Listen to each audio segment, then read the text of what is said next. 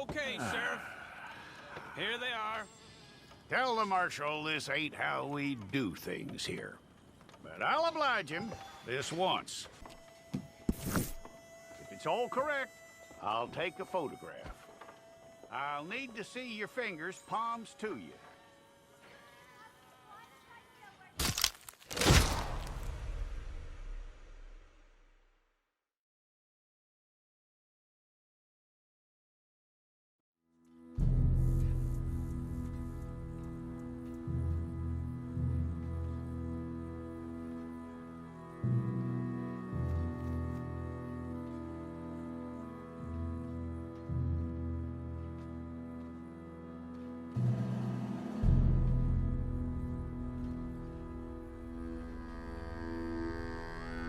Jackson! Officer Jackson, move those prisoners! Officer Benton! Kitchens ain't staff! Officer Townsend, those rocks ain't gonna break themselves. What are you standing there for? Get moving! What are you looking at? Go on, get moving!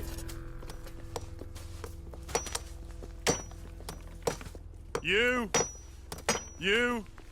with the hammer? And you'll do. We need to perform a work detail out in Rhodes. Come on, get in. Open the gate. Come on, Milliken.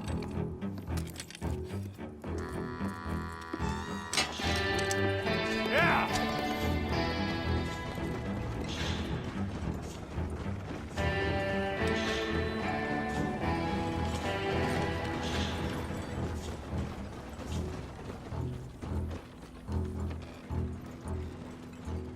I tell you what, old Jameson is a wretched, sour old bastard, and no mistake. You lot stay calm in there. You aren't saying nothing. Well, you are now. Shut up. You know, my wife has acquired ideas significantly above her station. She's been reading too many goddamn books. Personally, I'm against education. Of women, I mean. And men, I guess. Unnecessary. Doesn't add much to the world. Education.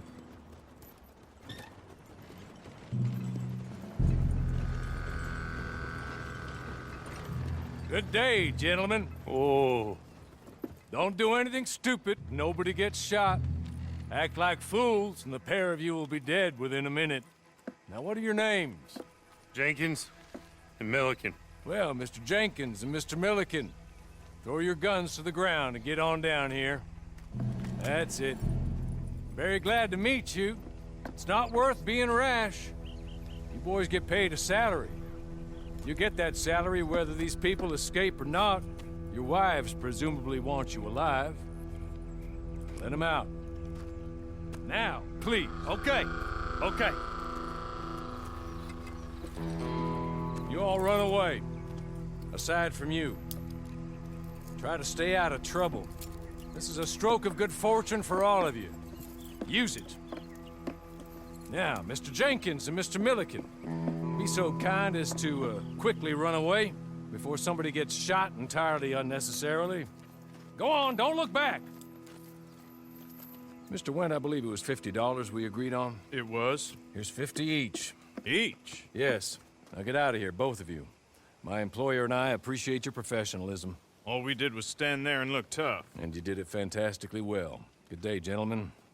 Now, sir, how about you pick up these guns, and we move out? My mistress is waiting for us.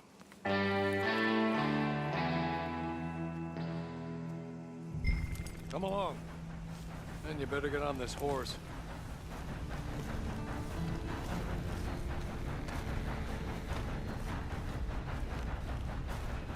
It's not much of an animal, but we haven't got far to ride. Just get on the horse when you're good and ready, okay? Ready? Wonderful.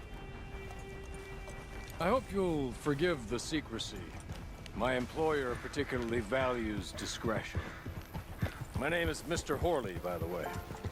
6 months at Local Penitentiary, awaiting a hanging for a murder you did not commit. Must have felt a whole lot longer, my friend. You still seem strong, though. I mean, doesn't look like breaking all those rocks has left you entirely broken, in body or in spirit.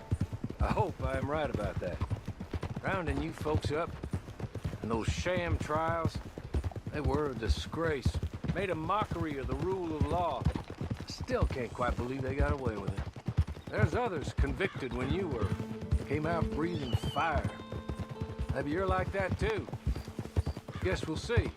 Or maybe you just want to put it all behind you, forget you were in there at all.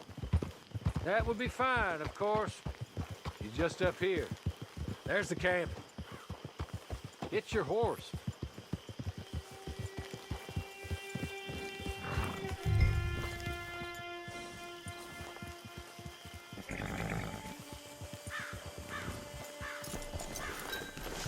Come on, hitch up.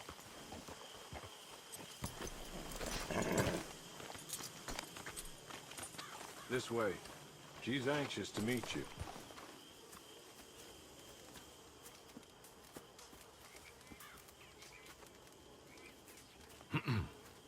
Madam, we're back. Hello. Jessica Leclerc, how do you do? What did you tell him? Nothing, as we discussed. Thank you, Hawley. I do hope we haven't inconvenienced you dreadfully. But seeing as you were due to be hanged in a week, I'm sure you don't object too strongly. I know you're innocent. Well, not perhaps exactly innocent, but not guilty of what you were accused. I know you and those who were with you that died were little more than patsies, and that you were set up by one of 3 men or a woman, possibly by all of them. I can't be sure, but that is all I know so far. And one of these people also made Mrs. Leclerc a widow. And I will avenge my husband's death, so help me God.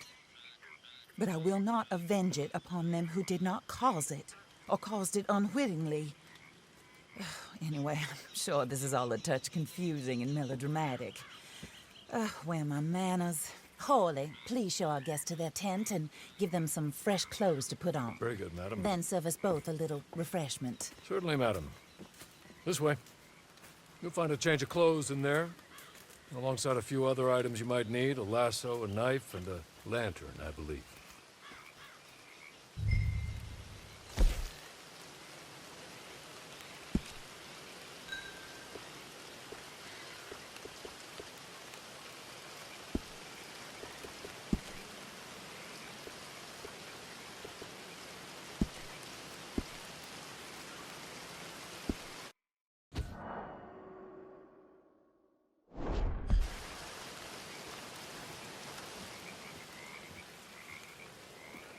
That looks more comfortable. Hawley, Here, madam. you're very good health. I suppose it beats dying, Mrs. Leclerc's husband was murdered by one of his business partners. And I intend to find out which one. Or rather, I intend for you to find out. And kill them. You're the only person I could possibly trust to do whatever it takes. Because you and your accomplices, you're the only other victims of their lies still alive. You see, you walked into the town at approximately the same time my husband was shot in the back, but by another gun, firing different bullets to those you possessed when you were arrested. These bullets, this was their mistake. You were rounded up and sentenced to death, all because you came to town and didn't talk too much and seemed like you were nasty. Anyway, here they are. The people who run Blackwater. Mr. Jeremiah Shaw, banker, real estate speculator, and crook.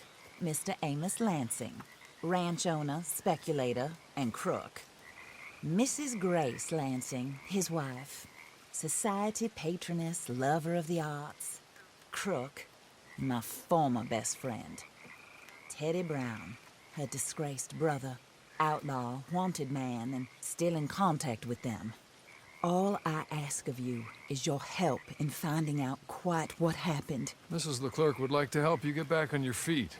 Get back to work. Whatever your work may be, I don't judge. You want to rob? Rob. You want to save innocent folk? Do that as well. But you need me just as much as I need you. I think we all understand each other. I hope we do. Good. I look forward to rewarding you for killing those who made me a widow. My husband was a true believer in this country and in the West. He was killed for greed. Foul greed when there's quite enough for everybody. I don't care what your scruples are as to killing. I will take the full burden of that sin upon my shoulders. Goodbye, for now. Then Hawley, go introduce him to nice Mr. Cripps. I think you'll like Cripps well enough. He's long past his prime, of course, but he hasn't gone entirely crazy just yet. And he will help you, better than most of his ilk. Cripps! Get up! Hello, partner. Harley. This is your new boss. Oh, pleased to meet you, partner. J.B. Cripps at your service. We'll pay to get your camp established. Mrs. Leclerc is a generous benefactor. And, where are we headed?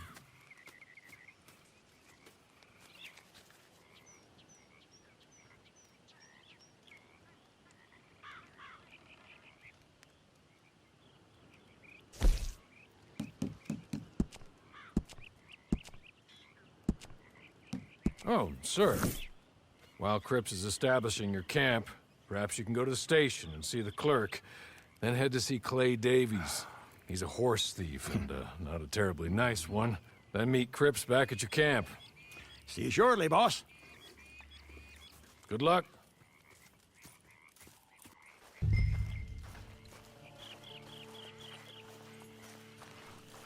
Get on to the station. It's not too far.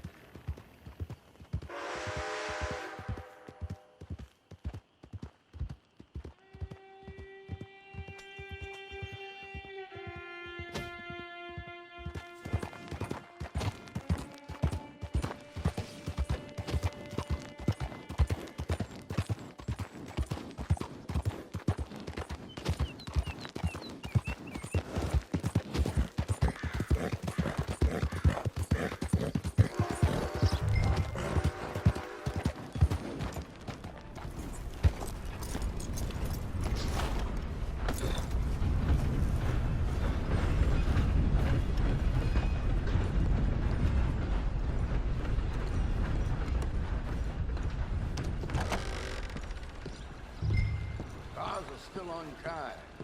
I've been waiting on that Wall Street for some time.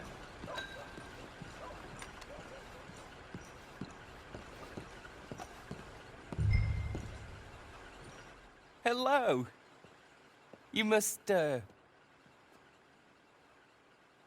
be Harley's friend. He's one of us. He said you also were a discouraged man. I'm very discouraged. Disappointed Alden, that's me. Anyway, it's a pleasure to make your acquaintance. I find your reticence charming. Real charming. By the way, I heard you might want to earn a little money. Well, some gentlemen have been robbing our stages, and they are not part of the club, if you catch my meaning. If you can make them go away, I'm sure they will have something of interest to you. They're up at Blue Water Marsh. See what you can do, okay? Here, by the way, a catalog. The latest issue.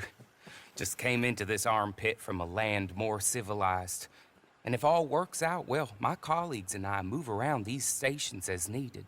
And all of us are very discouraged. We will all help a fellow sufferer with pertinent information. Good afternoon, sir.